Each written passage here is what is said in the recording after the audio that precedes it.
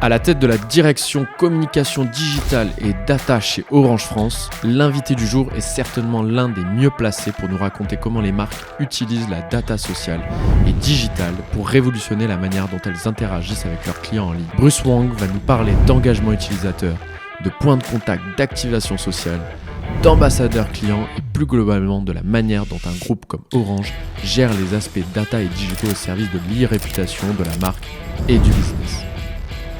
Tous les jours, ce que disent les gens sur TikTok, sur LinkedIn, sur X, sur Meta, c'est des informations qu'on va capter plus vite que nos équipes techniques parfois. C'est parti pour ce qui promet d'être une exploration enrichissante des coulisses du marketing digital à grande échelle. Et n'hésitez pas à vous abonner si vous souhaitez soutenir le projet. Bonjour Bruce. Salut. Si tu étais un réseau social, lequel serais-tu ? Alors, si j'étais un réseau social, ça serait pas LinkedIn.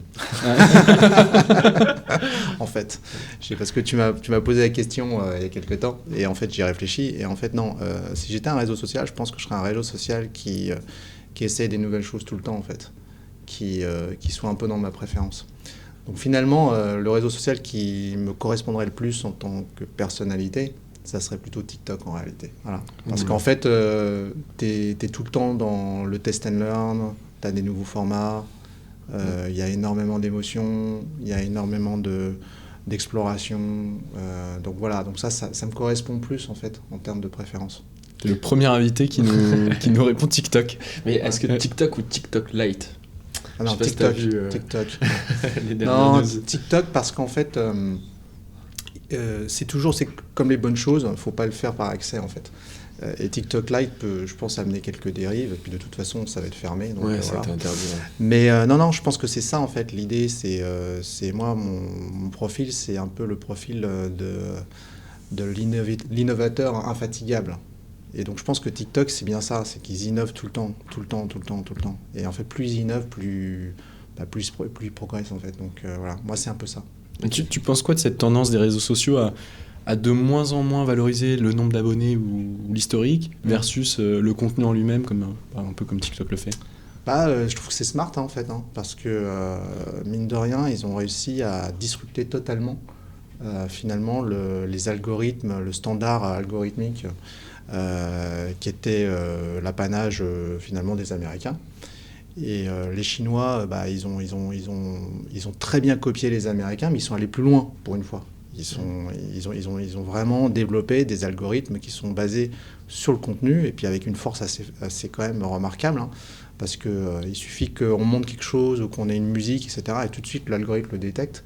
Donc c'est vraiment en termes même de brain safety, je pense qu'ils ont les moyens techniques, même s'ils ne l'appliquent pas forcément dans les règles suivant la RGPD, mais ils ont les moyens techniques d'être hyper compliant et d'aller encore plus loin en réalité. Et à l'inverse, quel réseau social tu ne serais pas ? En fait, à l'inverse, je pense que les réseaux sociaux qui sont un peu plan-plan, qui sont un peu trop sérieux. Donc finalement, c'est LinkedIn en fait, que je ne serais pas. parce que LinkedIn, c'est... Retournement de situation. Ouais, c'est un super réseau. Enfin, non, pour le boulot, je trouve que c'est un super réseau. Mais ils sont plutôt suiveurs. Voilà, je pense, en réalité. Ils sont plutôt suiveurs. C'est-à-dire qu'en fait, ils sont en train de développer tout ce que Facebook a fait à travers le wall, etc. Ils parlent de plus en plus de sujets légers, divertissants. Mais en réalité, la vidéo, elle n'est pas hyper présente sur LinkedIn. Donc voilà, en termes de test and learn, ils sont plutôt sérieux. Ils sont très... Encore une fois, ce n'est pas du tout péjoratif ce que je dis. C'est-à-dire qu'ils ont la capacité à dérouler sur un business, sur du business, et petit à petit d'aller sur d'autres territoires. Et c'est une vraie force. Mais c'est pas forcément la mienne en fait, c'est pas forcément ma préférence. Donc c'est pour ça que je dis que si je devais m'identifier à un réseau dans ma préférence, sur mon profil, ça serait plutôt un réseau qui défriche quelque part, qui innove, plutôt qu'un réseau qui suit et qui blinde et qui est extrêmement successful, quoi. J'ai cofondé Licteur, cabinet de conseil en social data intelligence qui accompagne les organisations sur 3 aspects. De la veille ultra réactive, du social listening et des consumer insights grâce à l'analyse poussée des audiences de nos clients. Nous avons l'habitude d'analyser les données du web et des réseaux sociaux et dans ce podcast, nous donnons la parole à ceux qui les utilisent. Bon épisode. Aujourd'hui, toutes les références culture web, toutes les tendances un peu chez les jeunes en tout cas, elles viennent exclusivement de TikTok maintenant. Et Insta, des petites ouais. références. Ouais. Un peu Insta, mais enfin, c'est vrai, oui, TikTok. Insta, mais moi je vois vraiment, les différents, même il y a des influenceurs, je pense à Michou par exemple, qui dit clairement aujourd'hui toutes les tendances elles sortent de TikTok. Bah oui, complètement. Les références, tu vois, les petites blagues qu'ils ont en commun, quoi. T'as qu'à regarder, Femi the Scorpion, tout ça. Enfin voilà, tout ça c'est du TikTok. Et en fait, t'as pas besoin d'avoir une grande communauté sur TikTok pour faire un carton. Si ton contenu il engage en fait certains utilisateurs. C'est ça l'intérêt, c'est que n'importe qui a du talent et qui va surfer sur quelque chose peut émerger très vite sur TikTok. Comme aussi, tout d'un coup, disparaître totalement, quoi. Voilà.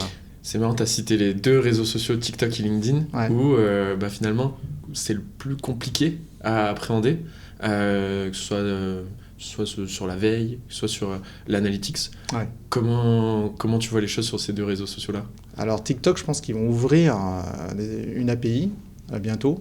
Je crois que ça va être bientôt le cas. En tout cas, notre partenaire Social Listening nous a dit que ça allait arriver. LinkedIn, il donne accès à certaines choses ou alors il faut leur demander spécifiquement. Alors nous, on a la chance d'être une grande entreprise qui est un client de LinkedIn, donc on y a accès, mais c'est vrai que c'est compliqué pour les outils de social listening, tu as raison. C'est un vrai sujet parce que pour nous, marketeurs, on a besoin de data. On a énormément besoin de data. Et encore, on est pas mal placé chez Orange parce qu'en étant opérateur, on a accès à plus de data qu'une marque comme L'Oréal, par exemple, qui n'a pas de données après, forcément, beaucoup de données CRM. Bien évidemment, tout ça doit être compliant avec la RGPD, avec les données personnelles, voilà. Mais X le fait, Meta le fait aussi, donc voilà, moi j'espère vraiment que ça va se débloquer parce que ça va permettre aussi pour eux d'apprendre des choses, d'avoir du feedback de notre part, qu'on puisse investir aussi sur leur plateforme, voilà, donc c'est un cercle vertueux. Mais Bruce, toi tu parlais tout à l'heure de on a besoin de data. Ouais. Tu as un exemple concret d'utilisation de ces données-là issues des réseaux sociaux pour toi, pour ton travail chez Orange ? Quotidiennement en fait. Nous, toi, en tant qu'opérateur, il y a des pannes qui tous les jours, à droite à gauche, on les voit pas forcément. Il y a des gens qui se plaignent sur certaines choses. On est très engagé dans notre raison d'être sur l'accompagnement numérique, sur la RSE. Et en fait, tu t'aperçois que tous les jours, ce que disent les gens sur TikTok, sur LinkedIn, sur X, sur Meta, c'est des informations qu'on va capter plus vite que nos équipes techniques parfois. Je te donne un exemple. Pour les jeux vidéo, les gamers sont très attentifs au ping et à la connexion de leur Internet. En fait, techniquement, c'est plus long de comprendre qu'il y a un problème, par exemple, sur un streaming de YouTube ou sur Twitch, que d'avoir l'information directement par les réseaux sociaux. Et donc, avoir des insights sur Twitch, sur TikTok, sur X, etc., ça nous permet d'avoir un feedback, une boucle de feedback beaucoup plus rapide en temps réel. Et souvent, on a besoin d'agir très très vite pour régler le problème. Et dans les crises, comme dans les pannes, par exemple, il y a des pannes de numéros parfois qui ne s'affichent pas, etc., sur certaines régions. Ça nous est arrivé où, sur le pont de crise, on se retrouve avec les équipes techniques nous disent, voilà, c'est résolu, tout est résolu. Et puis nous, on regarde et en fait, on dit, non, en fait, il y a toujours des gens qui se plaignent sur notre compte, sur X, etc. Et en fait, ils disent, vous avez raison, effectivement, on n'a pas vu qu'il y avait tel truc qui ne fonctionnait pas. Donc voilà, déjà, rien qu'en service client, c'est hyper important d'avoir en temps réel ces insights. Et après, sur les études, sur les temps longs, il y a plein de choses qu'on voit. Par exemple, sur le sujet de l'offre de services de réparation. On offre la possibilité aux gens de réparer leur téléphone en boutique. La vraie question qu'on se posait, c'était qu'est-ce qu'il faut qu'on produise comme contenu pour qu'on fasse grossir le marché des gens qui vont réparer leur téléphone. Une chose qui était contre-intuitive, mais qui après coup finalement fait sens, c'est de dire, et ça on l'a fait grâce au social listening, c'est de dire que, en fait, si on mise tout sur la promotion des coques de protection de téléphone, avant même que le téléphone, en fait, casse, si on a déjà ce réflexe de produire du contenu et que les gens viennent chez nous, quand le téléphone va casser, ils auront le réflexe de venir chez nous aussi. C'est excellent. Un premier point de contact. Exactement. Et ça a été identifié par du social listening. Ah ouais, ok. Voilà, par du listening, par du croisement de données de conversation, mais aussi des données de Google, de recherche Google. Et ça, c'est des mines d'informations qui nous permettent de comprendre le parcours du client et le bon timing pour aller produire du contenu et générer du business. Et ça, c'est une équipe en interne qui réalise ces études. Comment vous jonglez ça? Alors, moi, j'ai effectivement des data analystes. J'en ai 3 qui s'occupent de faire des études, des veilles. Et pour ces études qui sont un peu plus, on va dire, sophistiquées, qui vont vraiment très au fond, on fait appel à des spécialistes. On travaille avec une société qui s'appelle Synomia, que vous connaissez peut-être, et qui ont des très très bons consultants et qui mixent plein de données différentes, de sources de données, à la fois de la donnée Google et de la donnée social listening, et qui en font des cartographies pour nous représenter le funnel de conversion, mais un funnel de conversion qui n'est pas seulement sur l'acte marchand, mais qui est aussi bien avant l'acte marchand. Et c'est comme ça qu'on va finalement analyser et ensuite activer notre planning de contenu pour être présent, en fait, pour choisir nos combats. C'est sûr que si on va sur des volumétries de recherche qui sont très très fortes, là, il va falloir énormément de moyens pour émerger par rapport à nos concurrents. Et on sait que le seul moyen d'émerger, ça va être de la publicité sur la télévision, etc. Donc c'est du bombarding, quoi. Voilà. Mais il y a plein d'autres tactiques où en fait tu vois que sur moins de volumétrie, finalement, tu n'as pas beaucoup de concurrence. Et là, quand tu regardes, tu fais de la longue traîne et tu regardes sur tel ou tel segment ou telle thématique, par exemple les protections de téléphone, il n'y a pas beaucoup de concurrence. Donc nous, on y va. On prend cette opportunité, ça ne coûte pas très cher finalement d'émerger et d'être premier sur ce volume. Et si tu additionnes des petits volumes à chaque fois, ça te fait des gros volumes. Les petits ruisseaux font des grandes rivières, comme on dit. Tu trouves que chez Orange, le listening a une place importante au même titre que... tu parlais tout à l'heure de search listening, d'analyse de données conversationnelles, au même titre que du panel traditionnel ou des focus group ou des sujets comme ça. Tu trouves que ça a son... Ah ouais, ça a vraiment changé depuis je t'aurais pas dit ça il y a 7 ans. Et en fait, on a fait un très très gros travail pour trouver un outil qui soit très ergonomique et qui puisse s'intégrer dans les process d'études. Donc, chez Orange, maintenant, tu as plusieurs équipes de social listening. Tu as une équipe de social listening chez moi pour tout ce qui est, on va dire, temps réel, communication de crise, etc. Donc, on va vraiment chercher tout ce qui se passe heure après heure.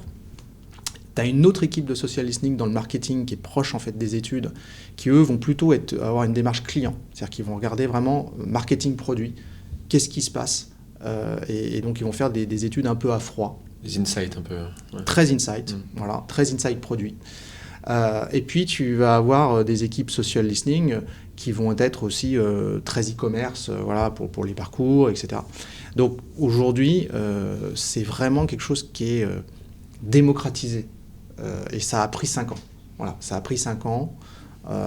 C'est un outil de travail qui est indispensable, qui est en by design quelque part.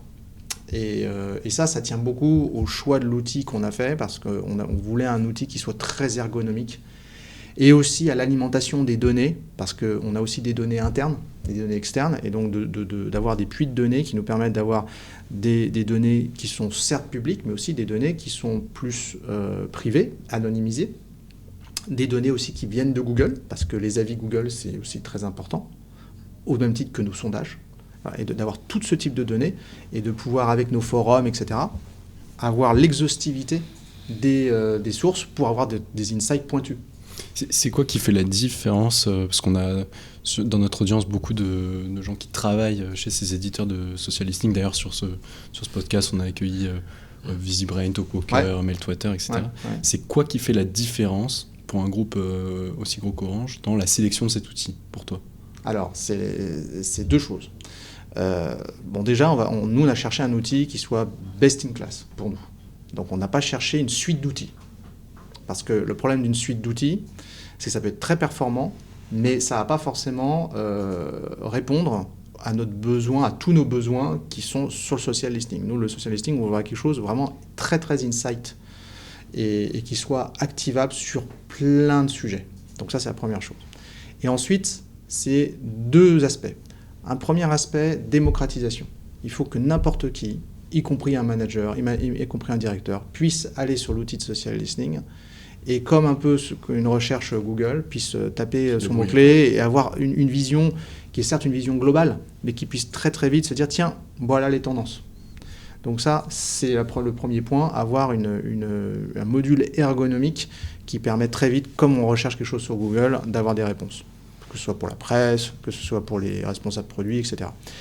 Deuxième aspect, qui est à l'autre bout, c'est d'avoir dans cet outil une possibilité de personnaliser, de customiser quelque part des propres sources de données et d'aller très loin pour les power users, pour ceux qui sont très analystes, voire même data scientists, pour qu'ils puissent créer des modèles autour de ça. Tu dirais qu'il y en a combien chez Orange des power users ?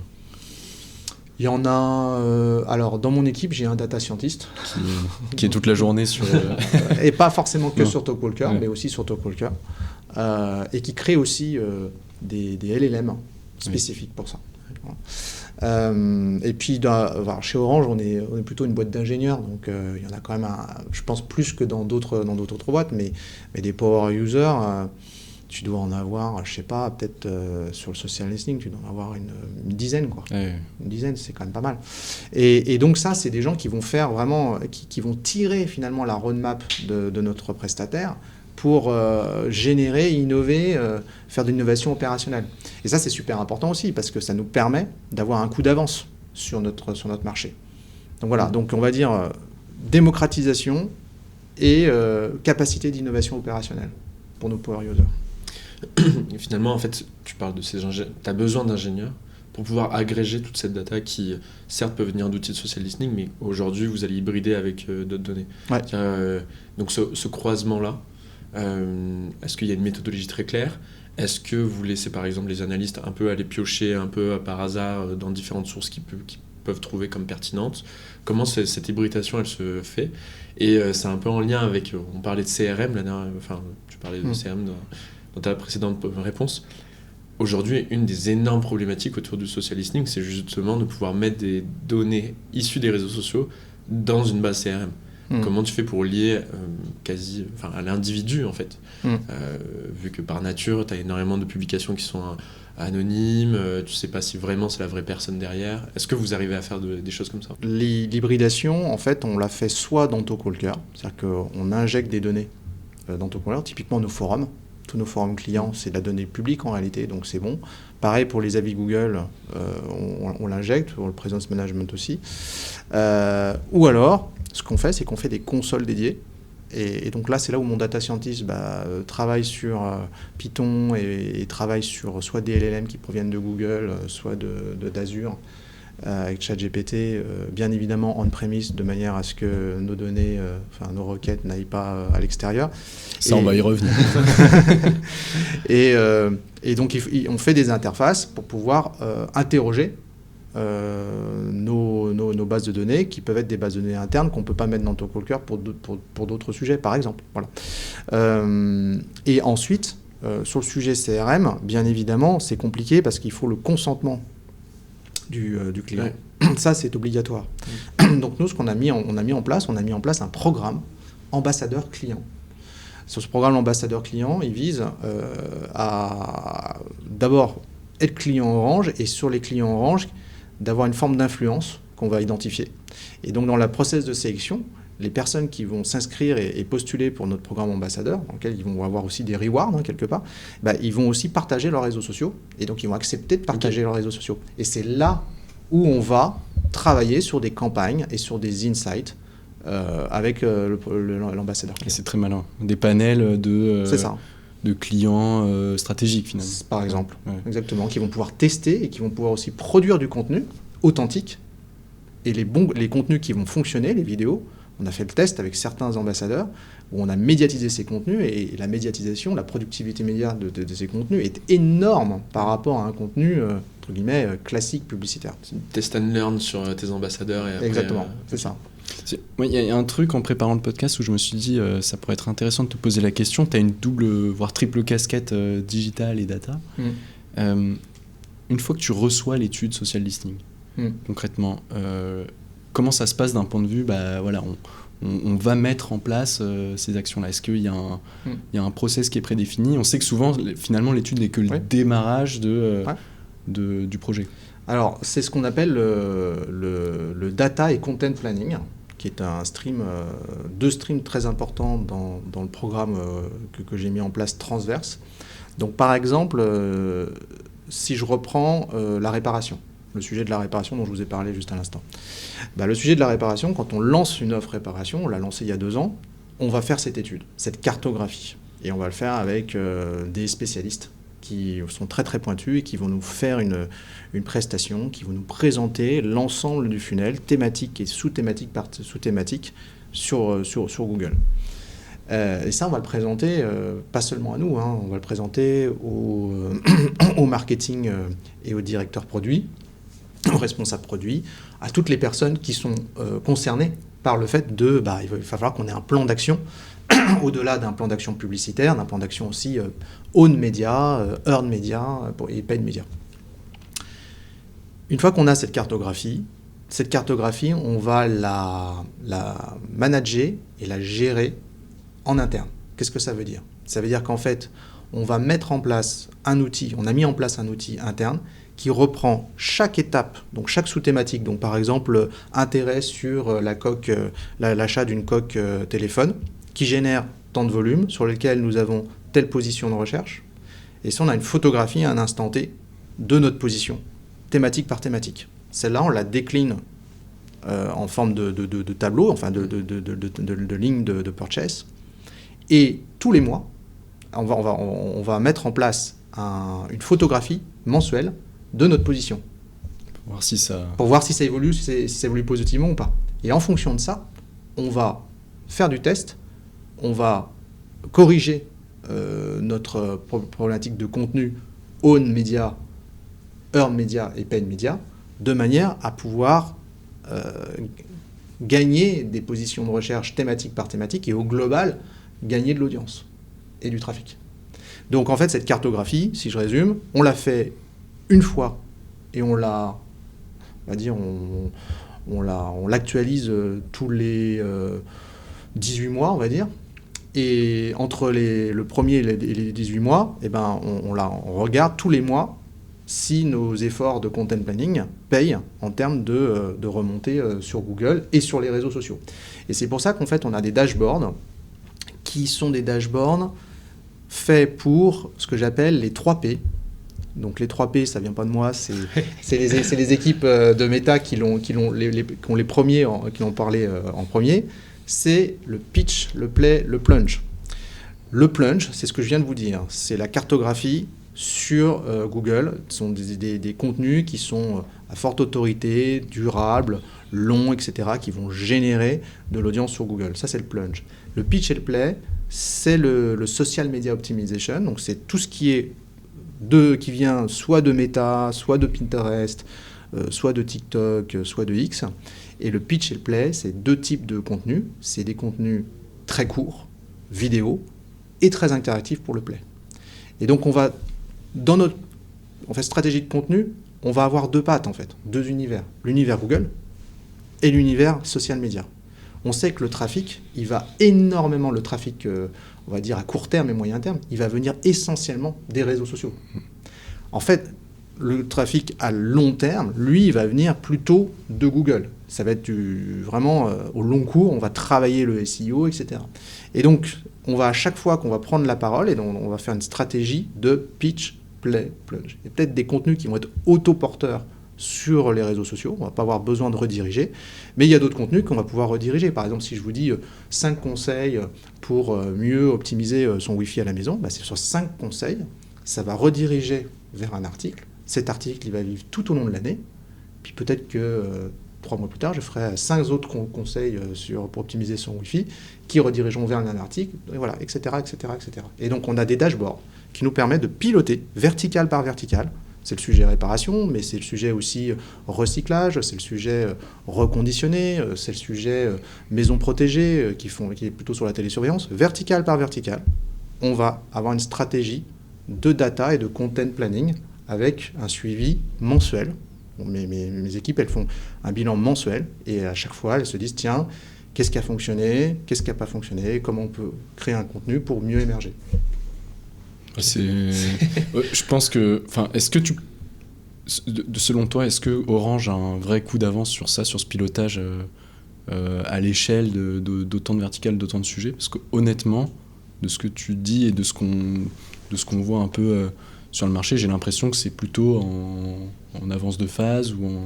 on essaye en tout cas. Ouais. Je ne peux pas le savoir pour sûr, mais on essaye. Et c'est vrai que ce qui est très important, en fait, c'est d'avoir une approche data-driven. Et ça ne veut pas dire avoir une approche data-driven au même titre que des convictions. On sait, moi, mes community managers, les social media managers, mes responsables de vertical, donc de thématiques, ils ont des convictions. Mais il faut qu'ils puissent appuyer leurs convictions par rapport à de la data objective. Souvent, dans les directions, ou même très historiquement, moi, quand je suis arrivé, les gens avaient, en disant, c'était le j'aime pas. Je disais, mais oui, tu vas voir, ça va fonctionner. Bon, très bien, ok, voilà, est-ce que ça a fonctionné? Oui, voilà. Si on n'a pas de data derrière, si on n'a pas d'historique, si on n'a pas d'insight, c'est compliqué de se faire une opinion et de se dire, allez, on y va. En revanche, il ne faut pas que tout soit aussi drivé par la data, on est d'accord. Mais avoir une approche data-driven permet de, quelque part, mesurer. S'il n'y a pas de mesure, il n'y a rien, en réalité. Voilà, c'est ça qu'il faut se dire aujourd'hui. Et on a de la data disponible. Donc il faut mesurer, il faut pouvoir piloter, il faut pouvoir faire du test and learn. C'est en gros, je teste, j'échoue, ok, j'échoue, pourquoi j'ai échoué? Qu'est-ce que je peux faire différemment pour m'améliorer? Et c'est comme ça qu'on crée de la valeur. C'est de l'approche itérative agile. Donc l'approche itérative agile sans data objective, c'est compliqué. Pareil, l'approche itérative agile sans conviction, c'est compliqué aussi. Et il faut les deux. Il y avait une conviction gaming, tu penses, pour Orange, ou ça, vous êtes basé sur des données, peut-être social listening, peut-être autres, pour cet axe où j'ai l'impression qu'en vrai, en France, en tout cas, Orange fait partie des grands acteurs. Ouais. Alors, il y avait une vraie conviction gaming. Mon collègue qui est en charge, qui est directeur du sponsoring, Stéphane Tardivel, a depuis très longtemps mis en place des partenariats avec des grandes équipes. Aujourd'hui, on est partenaire de la KC Corp et ça fonctionne très bien. En revanche, ça a mis du temps pour que les équipes du marketing et du business s'approprient le sujet. Et c'est maintenant le cas. Parce que il y a eu des vraies convictions, ils ont porté le sujet, et que nous aussi, on a confirmé qu'il y avait des vrais insights, qu'il y avait une vraie appétence des gamers, des fans d'e-sport. En fait, les fans d'e-sport, c'est tout ou rien. C'est-à-dire que soit ils sont super prescripteurs, ce qui est très rare dans notre métier, parce que souvent, les opérateurs, on est un peu vu comme une commodité, entre guillemets. Hein.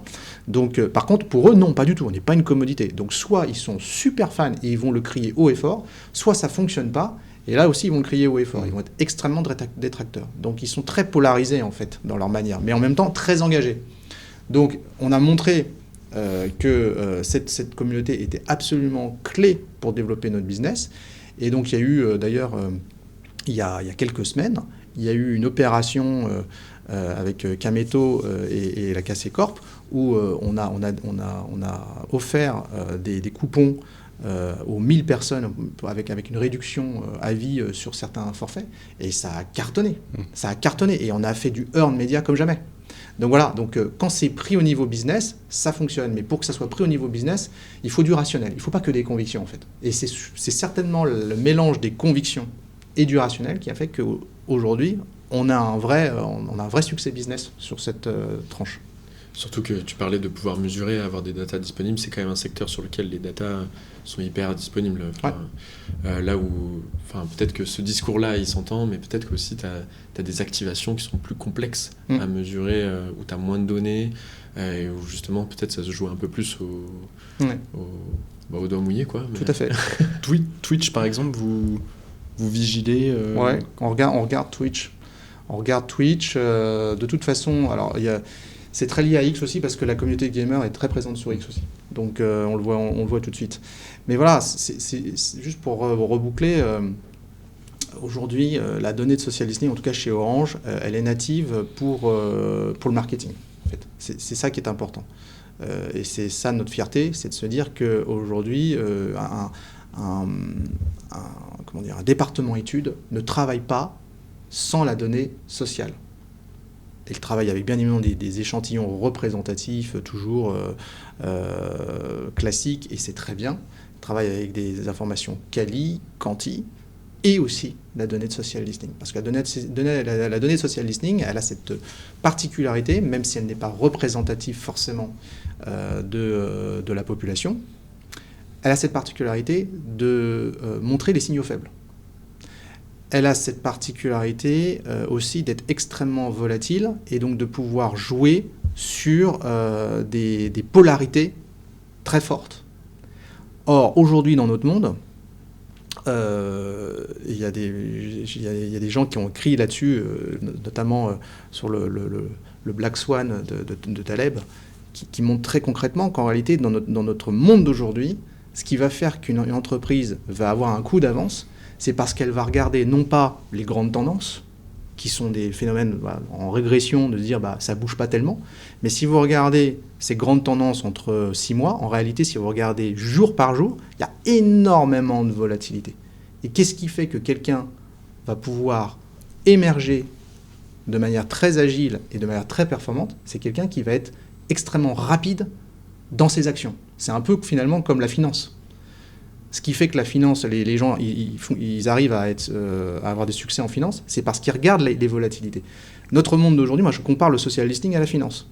C'est exactement la même chose. Et c'est ce qui fait qu'une entreprise va pouvoir très très vite rebondir sur un tweet, rebondir sur un événement, rebondir sur un insight, qu'elle va avoir un coup d'avance. Et que tout d'un coup, les gens vont dire « Waouh, mais super, super coup ». Mais pas simplement un super coup de com', un coup au niveau marketing, au niveau positionnement de la marque et du business. Et ton avis du coup sur le marché, si on compare ça à de la finance, pour toi le social listening est juste aux prémices de ce que le marché va devenir, ou on est peut-être au maximum de... Ah non, on n'est pas au maximum. On est juste en plein dedans. Et ça va s'accélérer toujours et encore. On y croit aussi. Hein. Non, mais de toute façon, le sujet, de toute façon, les hommes politiques l'ont bien vu, hein, le monde politique l'a bien vu. Le social listening, quand on fait de la politique, c'est juste, c'est évident, c'est comme une évidence.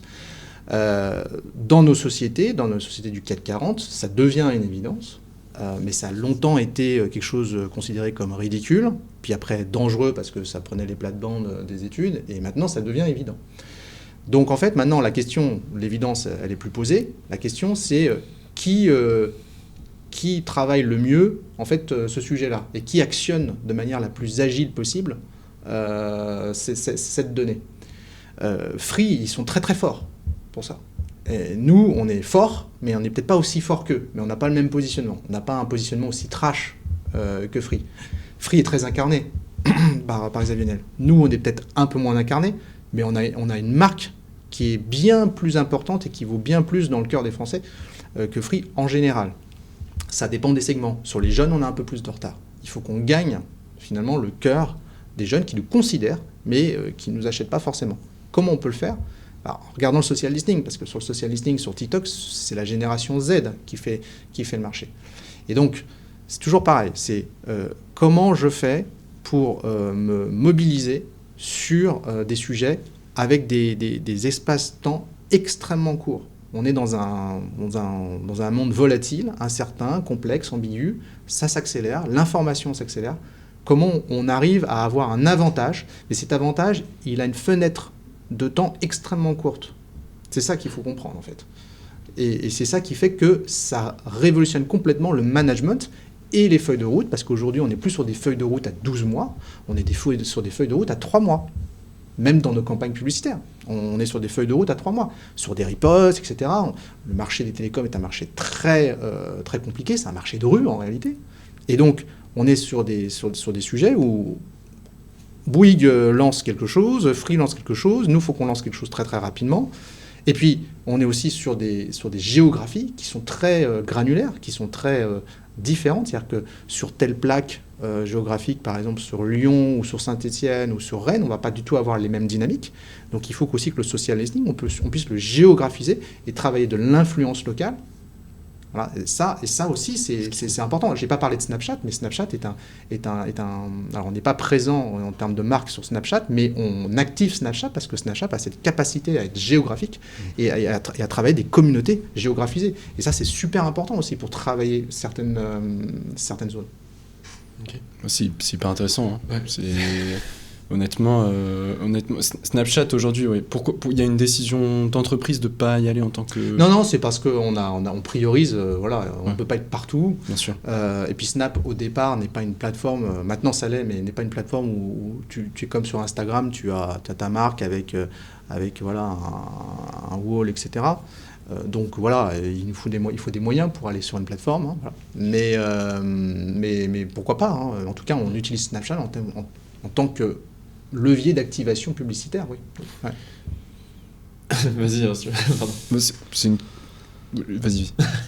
Non, mais du coup, tu disais effectivement que vous étiez en capacité de voir ces verticales. On a compris que sur la partie reporting, sur la partie, c'était très précis, très régulier.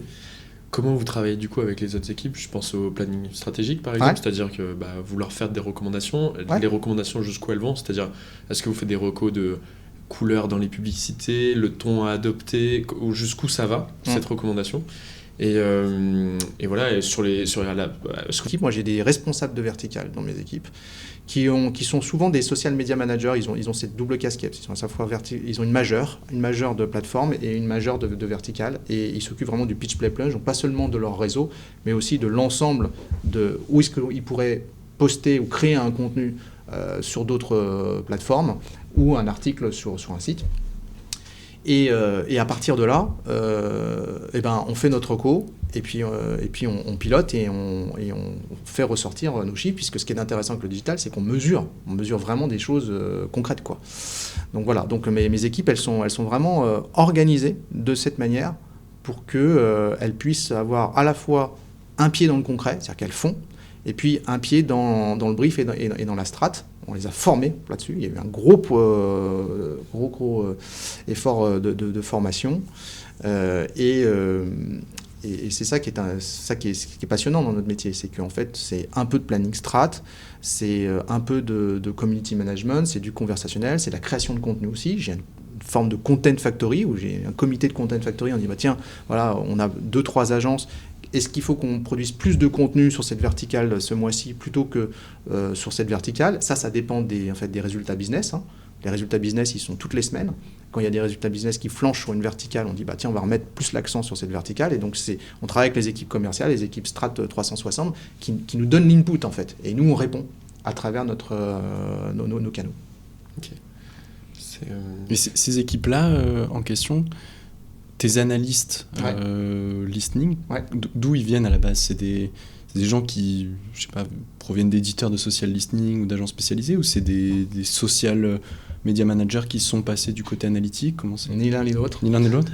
Alors, tu vois, chez Orange, moi, quand je suis arrivé dans l'équipe, c'était pas des personnes qui avaient fait du social listening du tout. Et en fait, tu recrutes pas en externe quand tu es chez Orange, tu formes en fait les personnes. Donc c'est une aventure humaine avant tout.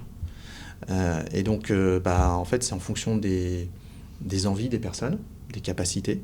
Et j'ai formé 3 personnes. On a formé au cours de l'année, on a formé ces 3 personnes-là maintenant, qui sont des vrais data analysts pointus sur le social listening, mais qui ne l'étaient pas du tout il y a 5 ans. Il y a un vrai sujet je trouve, d'éducation globale sur ces points. La plupart des gens qui sont passés sur ce podcast, qui viennent de grands groupes type CAC 40 nous le disent, il n'y a pas une formation social listening, c'est assez peu... Ouais, de même qu'il n'y a pas de formation community management au sens senior du terme. On a designé spécifiquement une formation community management qui repose sur 2 piliers, conversationnel et création de contenu. Mes community managers, ils doivent être capables à la fois de faire du conversationnel, de répondre à des posts, et également sur Canva de pouvoir faire un contenu très rapide. Et ça s'est fait très progressivement. Alors, dans la plupart des grands groupes, moi j'ai la chance ou la malchance, je ne sais pas, en tout cas, ça fait 7 ans que je suis sur mon poste. Donc en 7 ans, j'ai pu construire tout ça. Il y a 7 ans, on n'avait pas internalisé nos community management. Tout notre community management était fait par les agences. Ouais. Et moi, mon objectif premier, c'était d'internaliser notre community management. On n'a pas recruté des gens de l'externe. On a pris des personnes qui avaient une appétence là-dessus. Et petit à petit, on a formé ces gens en faisant une formation dédiée là-dessus. Ça a pris du temps. Et maintenant, ça y est, on y est. Il y a une maturité. Mais souvent, dans les grands groupes, on reste 2-3 ans max sur un poste. On n'a pas le temps de faire ça, en fait. Donc là, sur Orange, c'est un peu particulier parce que j'ai vraiment eu le temps. Et si j'avais eu moins de temps, je ne serais pas allé au bout des choses, que ce soit sur le social listening ou l'internalisation du community management. C'est souvent vu, à tort ou à raison, comme des métiers aussi un peu, pas forcément juniors, mais de transition. Ah oui, et ça, c'est un vrai sujet, ça. Ouais. C'est un vrai sujet et c'est ce que j'arrête pas de dire quand je suis invité à des conférences, c'est que le community management, c'est pas le stagiaire ou l'apprenti. Le community management, c'est quelqu'un qui connaît les process de crise, qui sait gérer des informations confidentielles et non confidentielles, qui a une capacité de planning strat, qui a une compréhension du brief, qui a une compréhension des communautés. Donc c'est un peu de tout en fait, c'est un vrai profil hybride. Beaucoup de patience et de l'intelligence humaine parce que tu es obligé de valider à plusieurs étages, faire des allers-retours entre tous les départements. C'est ça. Enfin bref. Et en pont de crise, quand tu es en pont de crise le dimanche à 6h du matin, avant que les gens se réveillent pour qu'ils aient leur télé ou leur téléphone, tu es avec le directeur général d'Orange France, voire même d'Orange en général. Donc il faut aussi cette seniorité qui permettent de garder le sang-froid, quoi. Il n'y a pas le droit à l'erreur. Si, il y a toujours le droit à l'erreur. Parce que de toute façon, on est dans des environnements social media où on a une conviction, mais parfois, il y a quelque chose qui se passe, et en fait, c'est pas du tout ça qui se passe. Ou alors, on teste un truc, puis on se plante, mais c'est OK de se planter. Mais il faut se planter vite, en fait. C'est ça, le truc. C'est toujours, je reviens à cet espace-temps, c'est... il y a une expression en anglais, c'est fail fast. Fail fast, et après, tu apprends très très vite. C'est OK de se planter, par contre, il ne faut pas se planter sur la même erreur à chaque fois, et il faut pouvoir pivoter très très rapidement. Donc, cette seniorité, elle vient de là, parce qu'un junior a du mal à se planter. Un junior va avoir du mal à dire, putain, je vais aller dans la peur, une vraie peur de concevoir qu'il va avoir un échec devant ses supérieurs. Un senior, normalement, il a la maturité de dire, OK, j'ai testé, ça marche pas. De toute façon, on ne peut pas avoir raison surtout dans le social media et sur les réseaux sociaux. Par contre, on va corriger et on va faire ça. Ouais. Voilà. C'est marrant parce qu'on a vraiment un client qui nous a dit exactement pareil. Ils avaient testé, par exemple, de publier le samedi, tu vois. Pourquoi pas, on va essayer. Flop. Ouais. Bon, voilà, on a essayé. Tu prends un petit mail de ta direction. On vous l'avait dit. Oui, on se l'était dit, mais on l'avait jamais testé. Donc, fallait le voir. Et puis, ça marche mal, on le fera pas une deuxième fois. Mais voilà, quoi. Et non, c'est super pertinent, en tout cas, comme truc. Mais le sujet est le même aussi. Nous, on le voit on parlait community management, mais il est le même sur le social listening. Oui. C'est-à-dire que je suis sûr que ça a déjà arrivé, un analyste qui a dû te remonter quelque chose, ça c'est vraiment hyper important, attention. En fait, le lendemain, comme tu dis, c'est hyper volatile, le lendemain on n'entend plus parler et c'est plus vraiment un sujet. Bon, il s'est un peu planté, mais en fait il vaut mieux qu'il ait le courage de remonter l'info en disant je pense que ça peut être quelque chose de grave, et finalement, non.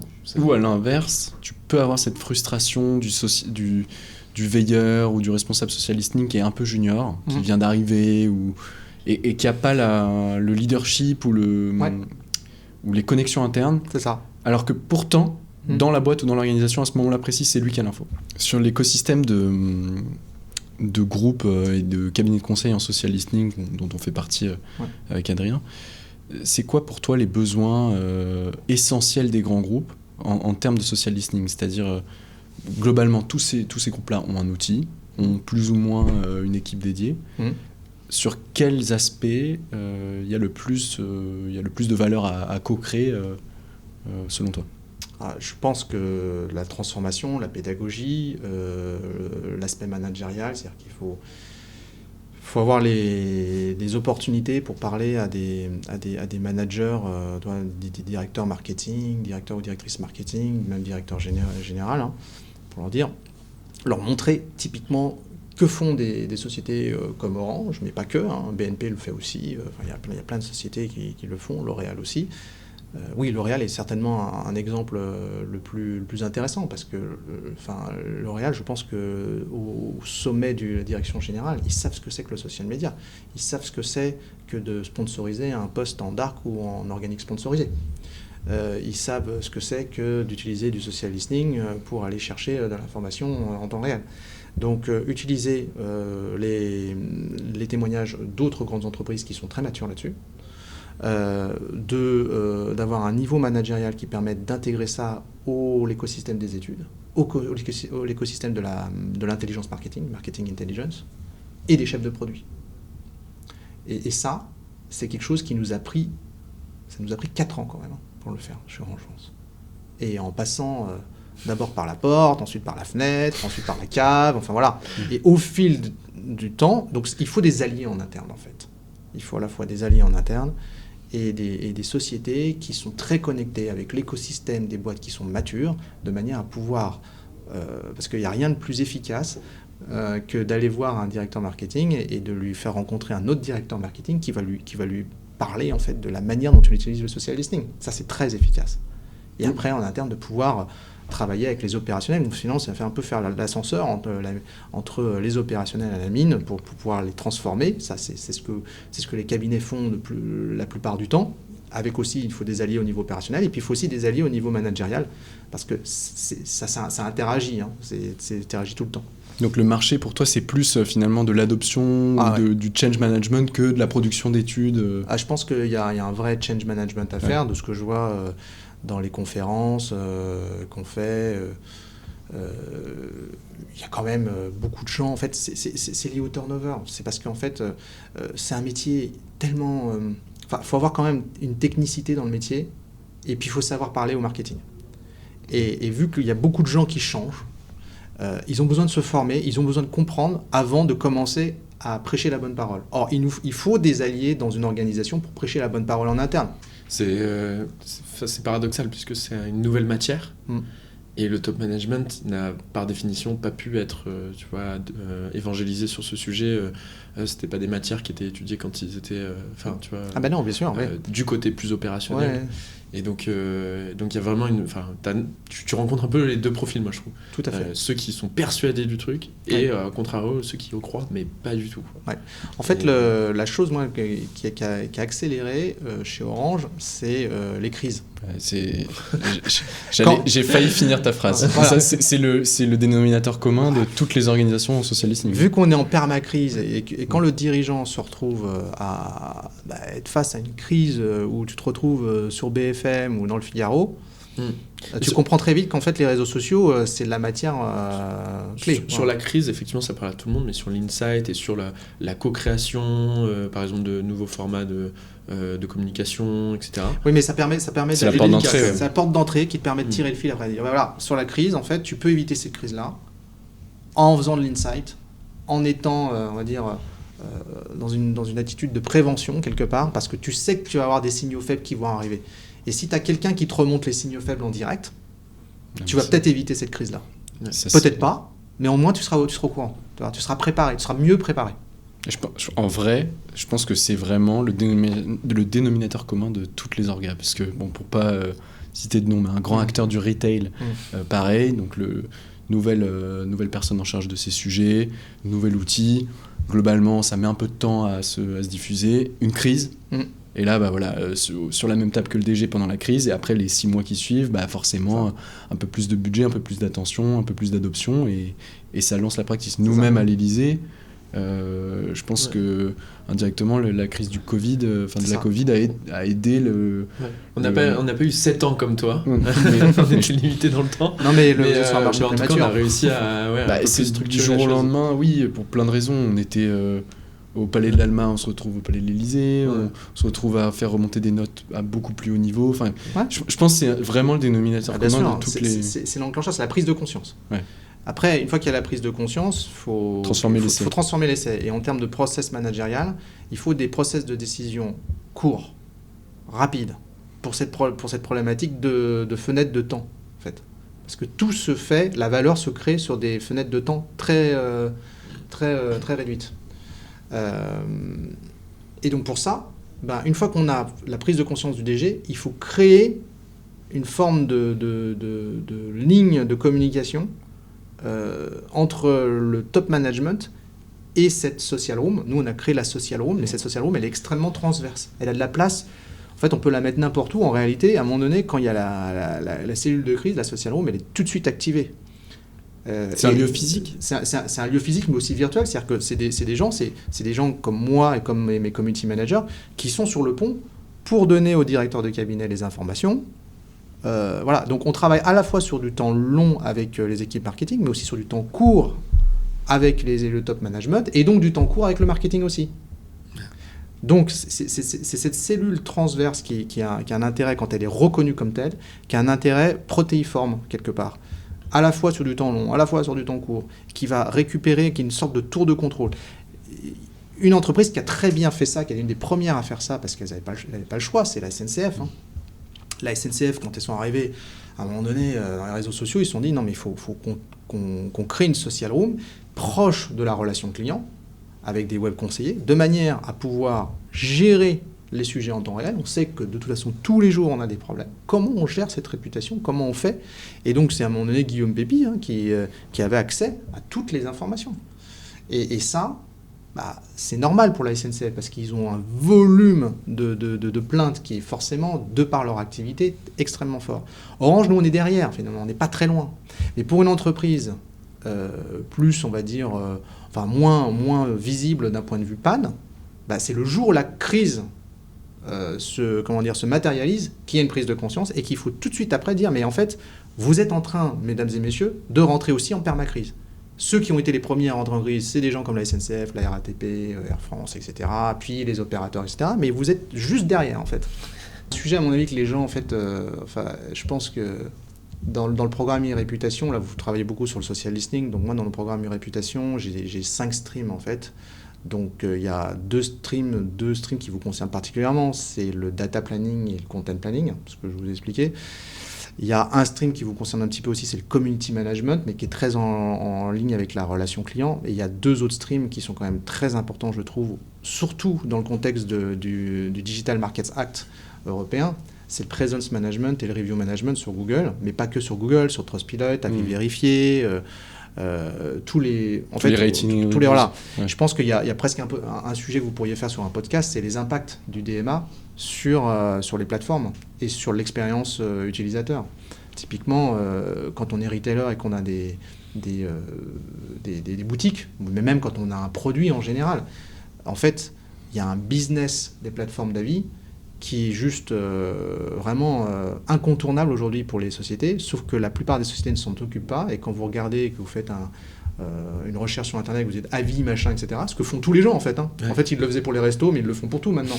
Donc, on se retrouve à avoir des notes dégueulasses, type 1 sur 5, et ça, c'est du manque à gagner.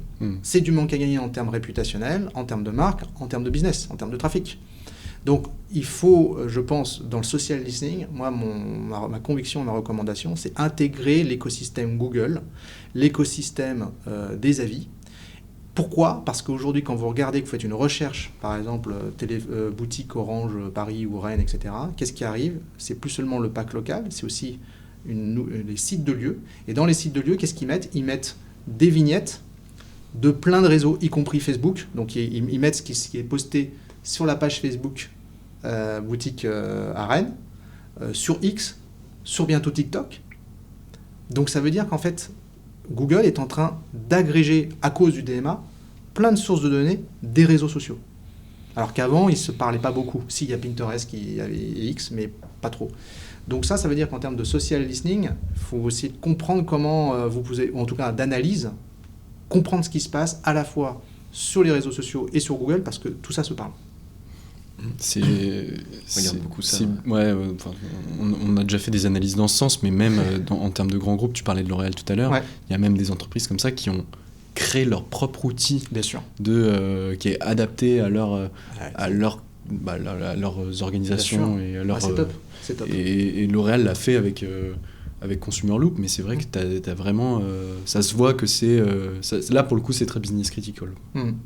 Clairement, parce que L'Oréal, les points de vente ne leur appartiennent pas, enfin, pas beaucoup, j'ai l'impression, en tout cas. En tout cas, ils ont moins de data, donc pour eux, c'est absolument fondamental de pouvoir jouer avec la data Google et la data des réseaux sociaux. Et sur Google, tu parles beaucoup de Google Review. Tu crois beaucoup aussi aux tendances de recherche. Google Trends, mais il y a plein d'outils qui te permettent d'avoir beaucoup plus de données que Google Trends. Google Trends. Le search listening. Exactement. Le search listening, nous, on travaille énormément là-dessus. On travaille aussi sur le search de YouTube, qui est très différent, très différent du search de Google. Or, YouTube génère énormément de vues. C'est le deuxième moteur de recherche. Bien sûr. Et c'est de la vidéo. Donc t'as le search TikTok aussi. La stickiness. Et puis, bien évidemment, le search TikTok, qui est en train de monter comme c'est pas possible. Search Amazon. Voilà, le search Amazon. Alors, nous, on n'est pas présent sur Amazon. On n'a pas décidé pour le moment d'être présent, mais peut-être qu'un jour, on le sera. Mais oui. Donc, en fait, on est dans une complexité. L'écosystème se complexifie. Le DMA, le Digital Market Act, est très, salvateur. Mais il ne faut pas oublier qu'il est en train quand même de générer une friction, une complexité dans l'expérience utilisateur. Donc ça veut dire que pour les entreprises, on est obligé d'investir dans des sources de données, dans une diversification des sources de données et une diversification du pilotage aussi des différentes présences. Pour ce temps d'échange, on arrive au bout du timing. On a une question qu'on pose à tous nos invités en fin d'épisode. C'est, nous, ça fait à peu près 2 ans qu'on a créé notre cabinet de conseil qui s'est spécialisé en social listening. Déjà, qu'est-ce que tu en penses ? Et surtout, quels conseils tu nous donnerais pour que ça, qu'on s'en serve après hors caméra ? Alors, moi, le conseil que je vous donnerais, c'est... déjà, vous avez un bon sujet, c'est le social listening, et puis je pense qu'il faut l'étendre. Il faut l'étendre à social listening, hybridation des données, ce qu'on disait. C'est vraiment travailler les data marketing, travailler du Google Analytics, travailler de l'e-commerce. Parce qu'en fait, c'est le funnel qui va être intéressant. C'est tout le funnel. Et l'agrégation de données structurées et non structurées, qui vont vous permettre après de faire des recommandations à travers un stack technique que vous allez peut-être mettre en place, qui sera propriétaire, qui vous permettra de faire des recommandations pour un marketeur sur l'ensemble du funnel. Et c'est aujourd'hui, je pense, en termes de trend, qui est intéressant, c'est de mixer des compétences social listening avec des compétences analytics, des compétences commerce, des compétences Amazon, des compétences de différents écosystèmes qui vont vous permettre de fournir en fait à vos interlocuteurs une vue par tiroir, mais hyper globale. Et là, vous allez forcément gagner en intérêt parce que vous allez pouvoir parler non seulement à des spécialistes réseaux sociaux, mais aussi à un spécialiste plutôt marketing produit, ou un responsable e-commerce qui va être très sûr de l'analyse Google, de Google Analytics, etc. etc. C'est surtout le parcours d'achat, quoi, en fait. Exactement. Ouais. En mixant les outils, différents les outils, parce que le funnel, il est en train de se réduire, le funnel, entre les outils plus branding, les outils plus perf, et les outils d'analyse, il est en train vraiment de se réduire. Donc, demain, si TikTok fait TikTok Shop, c'est très bien, avec WhatsApp for Business, etc. Donc, tout ça va se réduire. Donc, travailler l'ensemble des écosystèmes et des outils qui sont malheureusement très silotés, pour pouvoir justement les intégrer dans une vision analytique full funnel. C'est chouette. En tout cas, merci beaucoup. Je t'en prie. Merci beaucoup et à très vite. Ouais, à très vite.